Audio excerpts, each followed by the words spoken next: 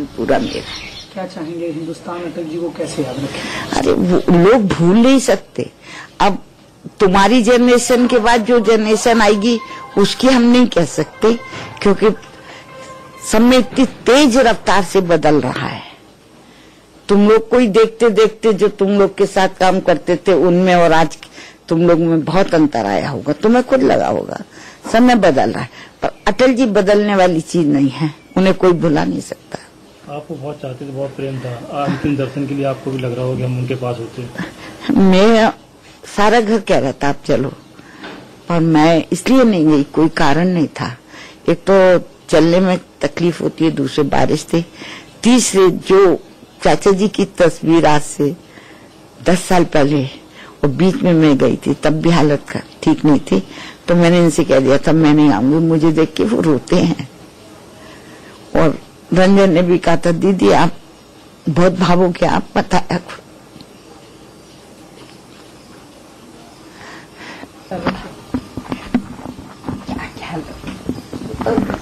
तो अटल जी के परिवार वाले भी इस वक्त गमगीन हैं और उनका यही कहना कि ये उनकी भतीजी थी जिनको हम आपको दिखा रहे थे। और लगातार एक ही बात है कि अटल जी को भुलाना असंभव है, जिस तरीके का उनका व्यक्तित्व रहा है। और ये बात तो सही है कि पुरानी जनरेशन के लोग हों या युवा पीढ़ी में भी अगर आप किसी से बात कीजिएगा तो लोग ये बताते हैं कि वो किसी नेता को फॉलो करते थे या जिनके बारे में जानते हैं पुराने जमाने के, उनमें से अटल बिहारी वाजपेयी एक है। कई लोग ट्विटर पर मुझे लिख रहे हैं कि हमने अगर पॉलिटिक्स फॉलो करनी शुरू की थी तो वो अटल जी की वजह से की थी, जो कि अपने आप में बताने के लिए काफी है कि उनका ऑरा, उनका व्यक्तित्व किस तरीके का रहा। प्रधानमंत्री नरेंद्र मोदी ने अफसोस, दुख जताया है। उन्होंने कहा कि मैं शून्य में हूं, निशब्द हूं, बता नहीं पा रहा कि क्या स्थिति है। राष्ट्रपति ने भी दुख जताया है। हम सीधे रजत के पास चलते हैं। रजत, आप एम्स में मौजूद हैं इस वक्त। हमने थोड़ी देर पहले देखा नवीन पटनायक भी वहां पर पहुंचे हैं मिलने के लिए, आखिरी दर्शन के लिए। बिल्कुल, देखिए रमन सिंह भी अंदर है, राजनाथ सिंह भी अंदर गए हैं। तो मुझे लगता है कि जो अब आखिरी दर्शन है, जो यहाँ पे प्रक्रिया हो रही है, क्योंकि पॉलिटिशियंस यहाँ पर आ गए थे, मंत्री यहाँ आ गए, तो मुझे लगता है इंतजार करेंगे कि कब पार्थिव शरीर अटल बिहारी वाजपेयी का यहाँ से लेकर उनके आवास तक ले जाया जाए। जो रिचुअल्स होती है हिंदू सेरेमनी में, मुझे लगता है वो वहाँ आवास पर पूरी होंगी। उसके बाद कल दिन में जैसे आपने बताया कि बीजेपी का जो हेडक्वार्टर्स है वहां रखा जाएगा दर्शन के लिए, तो ये सिलसिलेवार तरीका होगा। लेकिन बड़ी बात यही है कि जो पिछला 24 घंटा रहा सुशांत, वो यही रहा कि लगातार मेडिकल बुलेटिन आते रहे, पॉलिटिशियंस यहाँ पर आते रहे, लोग कहते रहे क्रिटिकल है, लेकिन अंततः 5:30 बजे मेडिकल बुलेटिन रिलीज होता है और कहा जाता है कि 5:05 पर अटल बिहारी वाजपेयी ने आखिरी सांसें ली। तो वही जमावड़ा अभी भी यहाँ है। अपने कैमरामैन से कहूंगा ये कुछ जैमर्स की आप गाड़ी पीछे देख सकते हैं मुख्यमंत्री की। पीछे आपने बताया अभी नवीन पटनायक अंदर गए हैं, राजनाथ सिंह अंदर है, रमन सिंह अंदर है। तो ये गाड़ियां यहाँ खड़ी हुई हैं और मुझे लगता है अगले आधे घंटे में अटल बिहारी वाजपेयी का पार्थिव शरीर एम्स से उनके घर कृष्णा मेनन मार्ग ले जाया जाएगा। रजत, चूंकि अटल जी पूर्व प्रधानमंत्री भी रहे और साथ में भारत रत्न से भी उन्हें सम्मानित किया गया, जो अंतिम संस्कार की प्रक्रिया है वो पूरे राजकीय सम्मान के साथ होगी। और क्या यह भी संभव है कि जैसे हमने देखा है मौका दिया जाता है, क्या यह भी संभव है कि हो?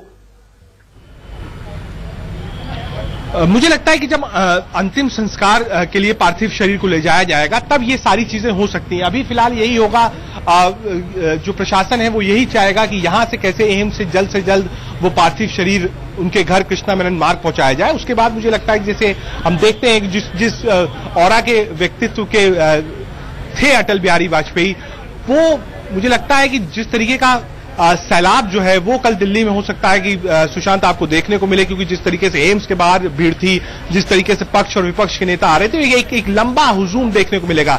शायद इसीलिए कृष्णा मेनन मार्ग जहां उनका आवास है वहां सिक्योरिटी जो है वो टाइट करी गई है। पुलिस, दिल्ली पुलिस के साथ साथ सिक्योरिटी एजेंसीज को भी वहां लगाया गया है। रूट कहा गया है, बाकायदा रूट के लिए डायवर्शंस भी आए हैं इंडिया गेट और शाहजहां रोड के। तो मुझे लगता है कि कल सैकड़ों आदमी सड़क पर होगा अंतिम दर्शन करने के लिए। और जैसे जो भी चीजें कल होंगी, जो मुझे लगता है वो सिर्फ उन हिसाब से नहीं होंगी जिन हिसाब से नोटेड होती हैं, जिस हिसाब से प्रक्रिया होती है। Atal Bihari Vajpayee out of the system आदमी थे, आउट ऑफ द सिस्टम लोग उसको पसंद करते थे। तो जो कुछ भी सरकार कर सकती है उनके अंतिम दर्शन के लिए, उनके अंतिम संस्कार के लिए, हर काम के लिए जो अटल बिहारी वाजपेयी से आज अब से लेकर अंतिम संस्कार तक जुड़ा है, वो सब ये सरकार करेगी। ठीक है, अब मैं चाहूंगा दर्शकों के लिए ये जो मेडिकल बुलेटिन है ये भी मैं एक बार पढ़कर जरूर बताऊं, जिसमें कि ये दुखद खबर आई कि अब अटल जी हमारे साथ नहीं है। और ये मेडिकल बुलेटिन जो है ये आपके स्क्रीन पर मौजूद है, जिसमें लिखा है कि it is with profound grief that we inform about the sad demise of former prime minister of India Shri Atal Bihari Vajpayee at 5:05 PM on 16th of August 2018।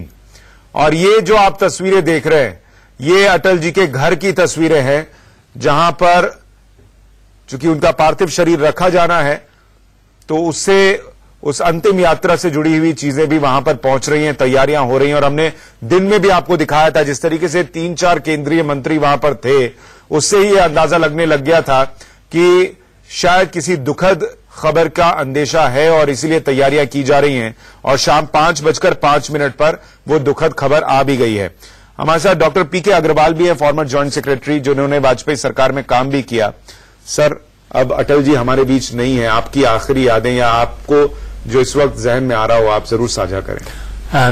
मैं श्री वाजपेयी जी के प्रति श्रद्धांजलि अर्पित करता हूं और उनकी यादगार इतनी ताजा है कि ऐसा ही नहीं, एक मानवीय व्यक्तित्व थे, इसके अतिरिक्त बड़े लौहे पुरुष थे।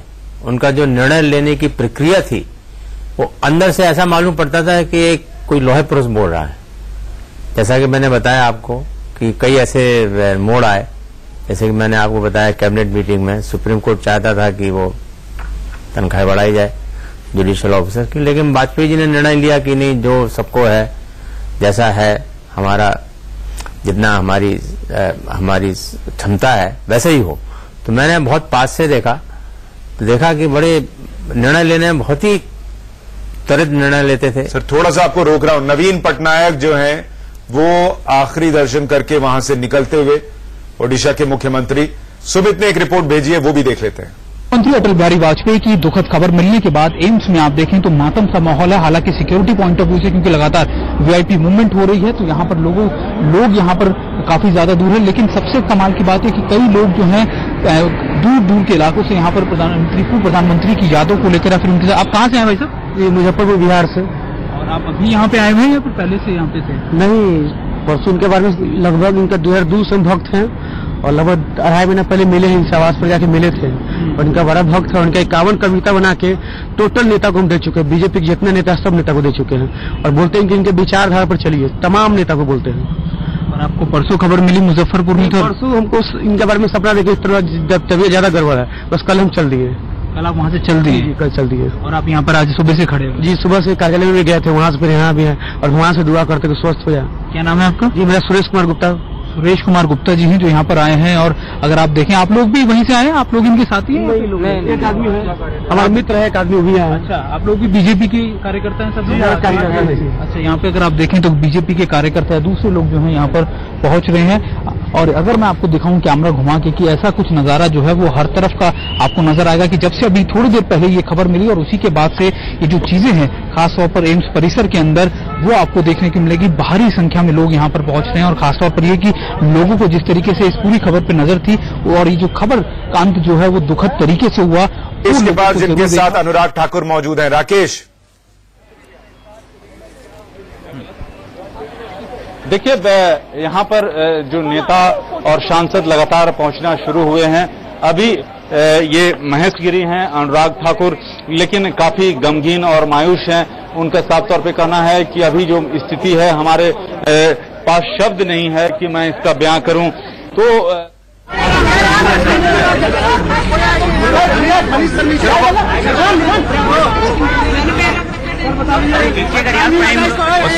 यही एम्स की बुलेटिन जारी हो चुकी है, आपकी तो जानकारी है। बहुत ही हम सबके लिए यह दुख का विषय है कि श्रद्धेय अटल बिहारी वाजपेयी जी हम लोगों के बीच नहीं रहे। कुछ समय के बाद उनकी बॉडी फिर रेजिडेंस पर जाएगी, वहीं पर लोग अपनी आकर श्रद्धांजलि अर्पित कर सकते हैं। क्या करते हैं? गृह मंत्री राजनाथ सिंह को आप सुन रहे थे, उन्होंने कहा कि अब से थोड़ी देर बाद उनका पार्थिव शरीर अटल जी के आवास पर ले जाया जाएगा और वहीं पर लोग आकर श्रद्धांजलि दे सकते हैं। कल शाम को अटल बिहारी वाजपेयी का अंतिम संस्कार होगा। राजघाट के पास अंतिम संस्कार होगा, ये जानकारी मिल रही है। राष्ट्रीय स्मृति स्मारक में अंतिम संस्कार उनका किया जाएगा। कल सुबह पार्थिव शरीर दर्शन के लिए बीजेपी दफ्तर में रखा जाएगा और कल शाम को अंतिम संस्कार की प्रक्रिया होगी। प्रधानमंत्री नरेंद्र मोदी ने कहा है कि एक युग का अंत है अटल बिहारी वाजपेयी का जाना। मैं निशब्द हूं, शून्य में हूं, लेकिन भावनाओं का ज्वार उमड़ रहा है, ये उन्होंने ट्वीट किया है। और लगातार इसी तरीके से रिएक्शंस आ रहे हैं। आपने राजनाथ सिंह जी को भी सुना, उन्होंने भी कहा कि अब श्रद्धेय अटल बिहारी वाजपेयी हमारे साथ नहीं है और बहुत दुख का ये लम्हा है।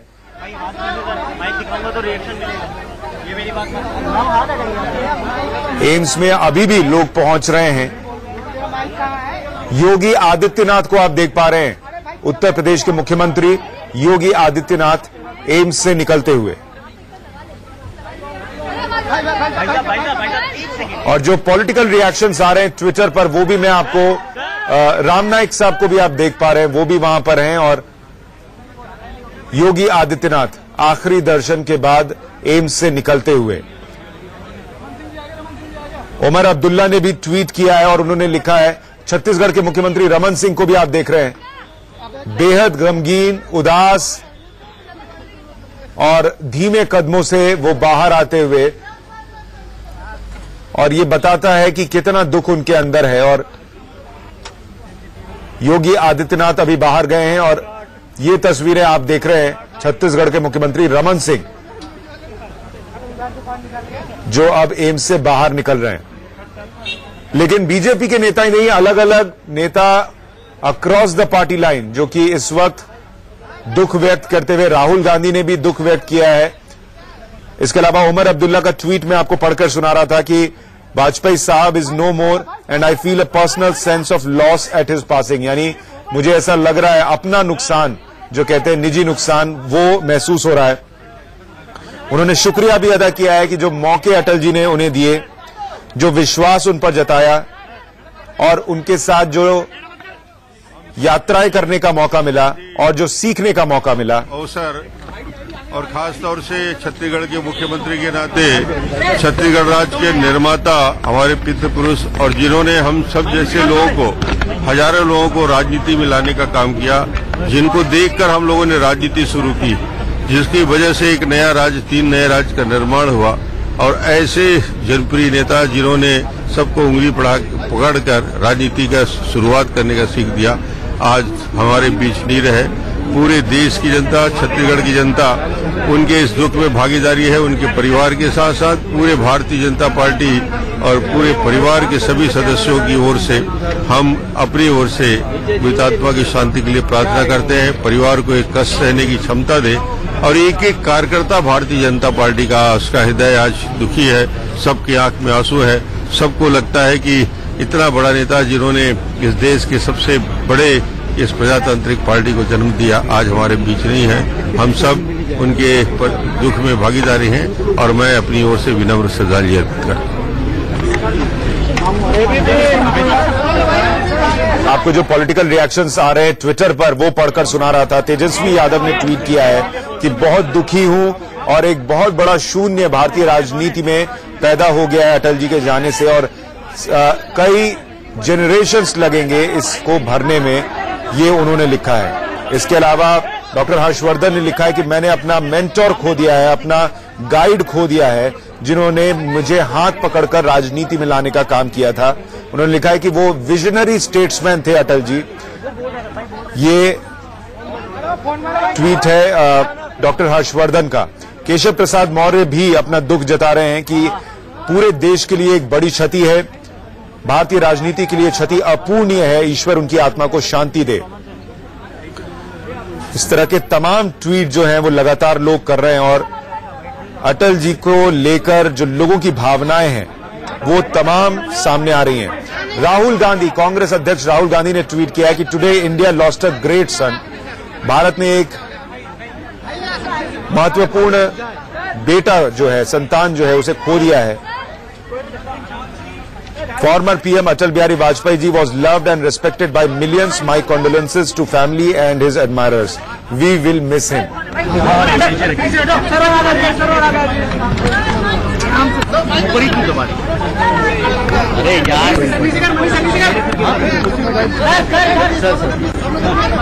भारत की करोड़ों करोड़ जनता के हृदय के हार, भारत के मुकुटमणि, हरदिल अजीज और अजात शत्रु राजनेता जो सभी सीमाओं के ऊपर थे, जो देश से प्यार करता था, देश जिनसे प्यार करता था, वो हमारे प्रिय अटल जी कल्पना भी नहीं कर सकते कि अब नहीं रहे।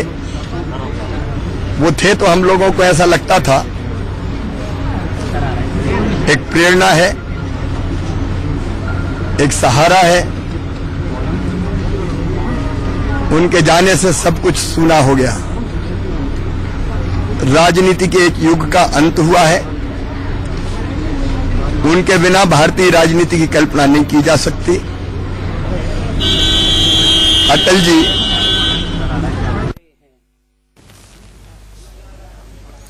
शिवराज सिंह चौहान को आप सुन रहे थे, मध्य प्रदेश के मुख्यमंत्री। स्थल पर ले जाया जा रहा है जहां पर आज रात भर पार्थिव शरीर वहीं रखा जाएगा और आखिरी दर्शन का मौका दिया जाएगा लोगों को, नेताओं को, और फिर कल बीजेपी दफ्तर में वो पार्थिव शरीर रखा जाएगा ताकि लोग आखिरी बार अपने प्रिय नेता को देख सके और फिर कल शाम को उनका अंतिम संस्कार होगा। जी सर। अटल जी केवल एक भावुक व्यक्ति नहीं थे। अटल जी की कविताओं को अगर हम पढ़ें तो उनकी एक एक पंक्ति से हमारा जब साक्षात्कार होता है, जब हम उसको पढ़ते हैं तो अटल जी का दर्शन, अटल जी की सोच, अटल जी का विजन, अटल जी का विश्वास, अटल जी की दृढ़ता, हर उस पंक्ति से कोई भी आप कविता उठा करके देख लें, उसमें उन्होंने ये साफ कहा है कि जिस व्यक्ति के पास खुद का भरोसा है, जिस व्यक्ति के पास अपना दृढ़ निश्चय करने की ताकत है, वो व्यक्ति कुछ भी कर सकता है और वो कभी भी हार नहीं सकता।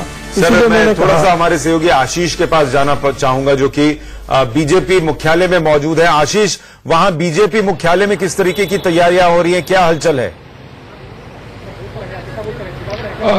सुशांत, ठीक बीजेपी दफ्तर के सामने जो पोडियम है वो बनाया जा रहा है, एक मंच, और जो एडिशनल बल्ब वगैरह लगाए जा रहे हैं, वायरिंग लगाई जा रही है।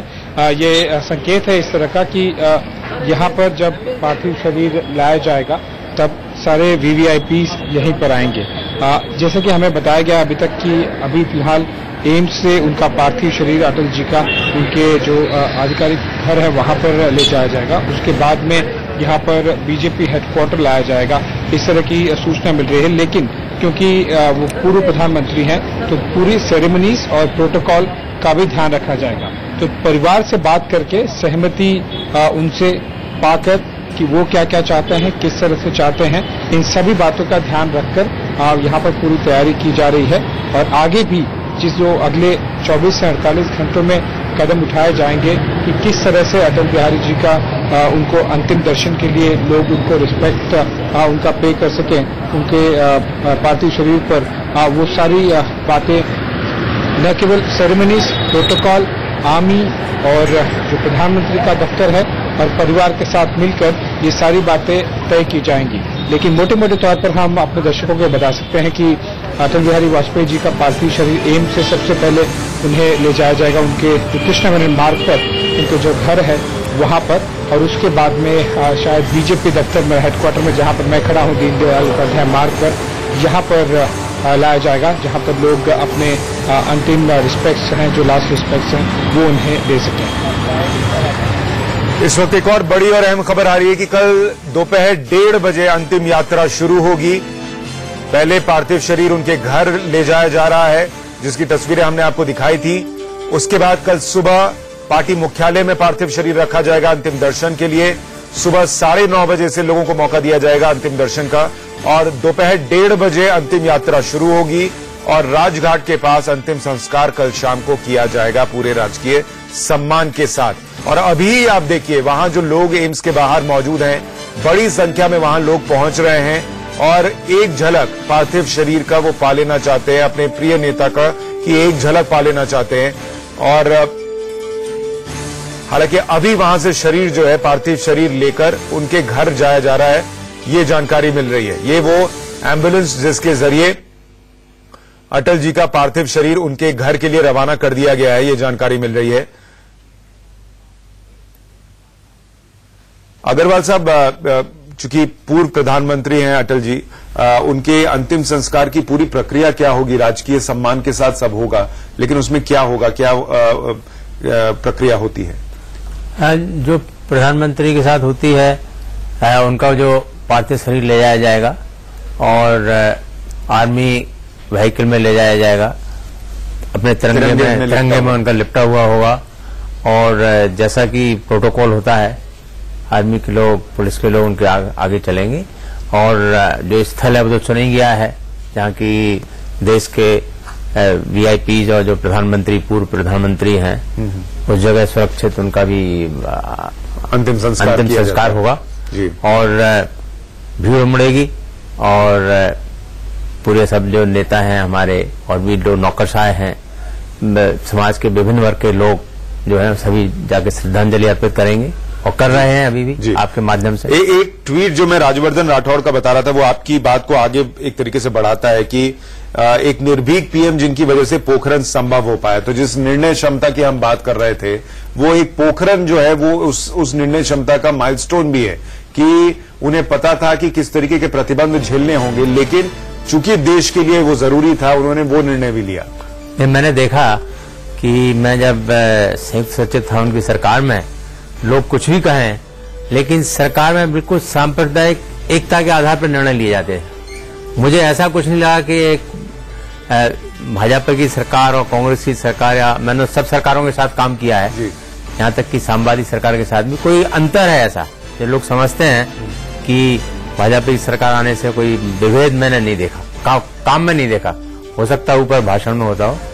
दूसरी मैंने देश हित की हम बात कर रहे हैं सर, चाहे वो पोखरण की बात हो या फिर एक जमाना था 90 के दशक में, आपको याद होगा बहुत ही अनस्टेबल गवर्नमेंट्स रही थी, चाहे वो देवेगौड़ा की सरकार हो, गुजराल साहब की सरकार हो। तो एक जमाने में उन्होंने, जो पोएट और फिल्म प्रोड्यूसर थे आरवी पंडित, उनके बारे में कहा जाता है कि उन्होंने आरवी पंडित को भेजा मनमोहन सिंह के पास कि बीजेपी कांग्रेस को समर्थन देने के लिए तैयार है अगर मनमोहन सिंह प्रधानमंत्री बनने के लिए तैयार हो जाए और देश को एक स्टेबल गवर्नमेंट मिल सके। तो आप इससे बड़ी बात क्या होगी कि जो दो बिल्कुल विपरीत आइडियोलॉजी हैं, वहां पर एक व्यक्ति ये कह रहा है कि देश में स्थिरता बनी रहे, इसके लिए हम तैयार है कांग्रेस को समर्थन देने के लिए भी, बशर्ते कि मनमोहन सिंह प्रधानमंत्री बन जाए। नहीं, इनकी बड़ी सोच थी।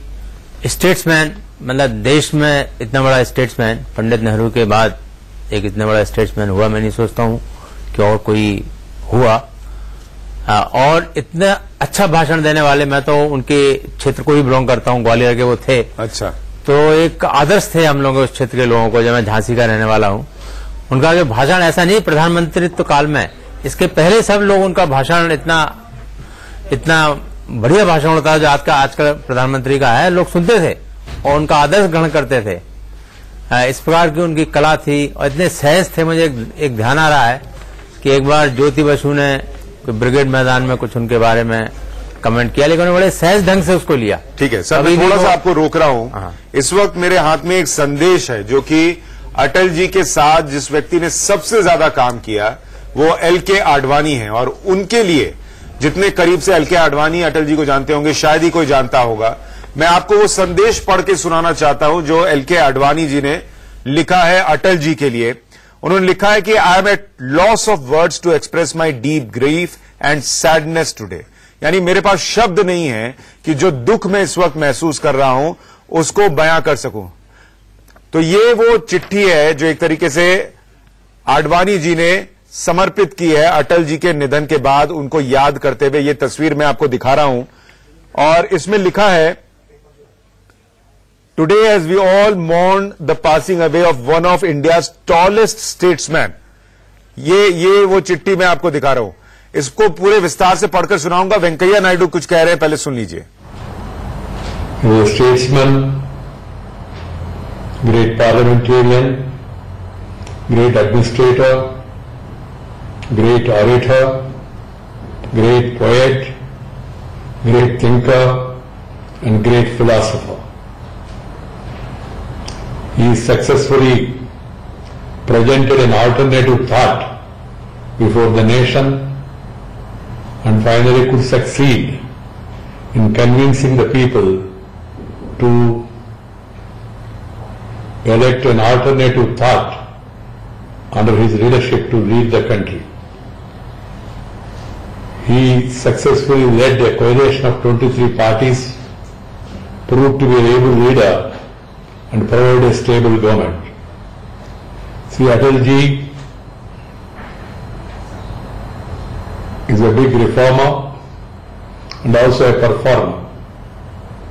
He brought connectivity revolution in the country, air connectivity, rail connectivity, highway connectivity, rural connectivity, tele-connectivity, television connectivity, port connectivity, even also political connectivity.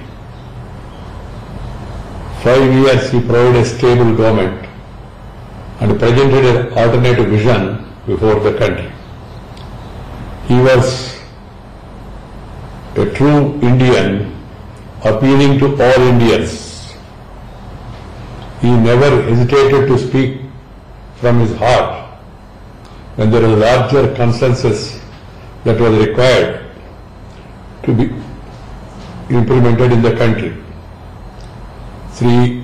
It was Sri Atal ji's remarkable ability to take everybody along with him. He is the tallest leader of our country's post-independence, and it's a big loss to the country, its polity, and to the people. Sri Atal Bihari Vajpayee, the Bharata Ratna, his qualities of Vyaktitva, personality, Vaktritva, oratory, Kartrutva, devotion to duty, Mitritva, the friendliness, all combined together, Netritva, will be remembered for a long time to come. I pay my tributes to Sri Atal Bihari Vajpayee ji and pray God that his soul be allowed to rest in peace. Sri Vajpayee ji, I know him. तो दुखों और भावनाओं का सैलाब सा